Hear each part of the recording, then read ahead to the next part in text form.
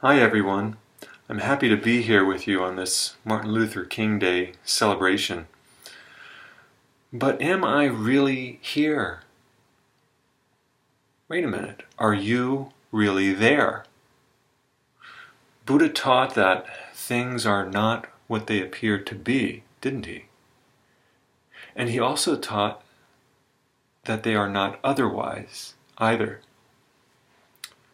Buddha taught that if we want to understand any problem in our society, then we first need to look at our own heart, in our own mind. What I'm about to share is not easy to hear. Why is this day dedicated to Dr. Martin Luther King Jr.? Is it enough to dedicate this day to Martin Luther King Jr. by himself? No doubt he was a great orator, and he stood for what he said. He was and is an inspiration for millions of African Americans as well as for people who thirst for justice around the globe. The problem with this day is that we, white people, may unconsciously think it's solely about what Dr. King did and forget about just as notable and influential civil rights leaders like Malcolm X or Stokely Carmichael, who had a somewhat different message, a different vision, but also yearned for equal rights. It is thanks to civil rights leaders like Malcolm X that Dr. King was heard by us white people.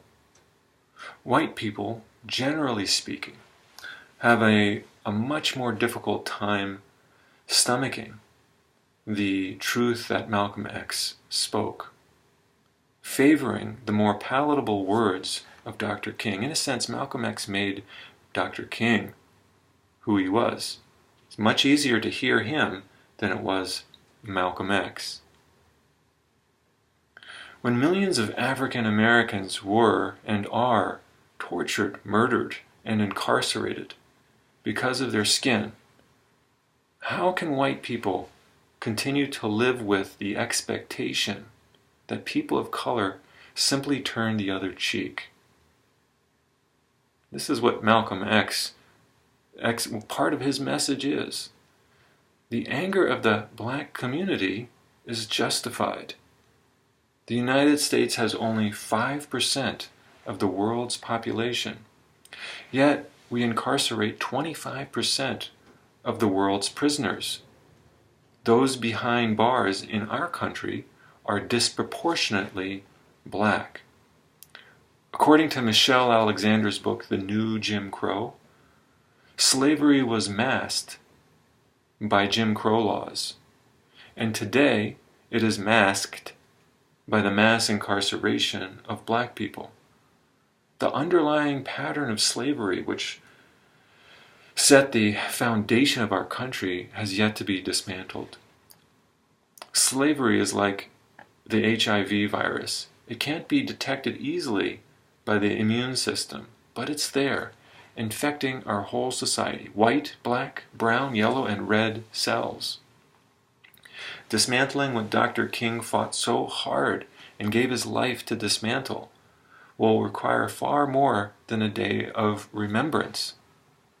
How are we, each of us here today, unconsciously supporting a system that continues to enslave its black population? I earnestly ask all of us, myself included, whether we are here or not, to look inside ourselves, educate ourselves continually, and to speak up in our families and communities. As Dr. King said, and I conclude, the ultimate tragedy is not the oppression and cruelty by the bad people, but the silence over that by the good people. Thank you.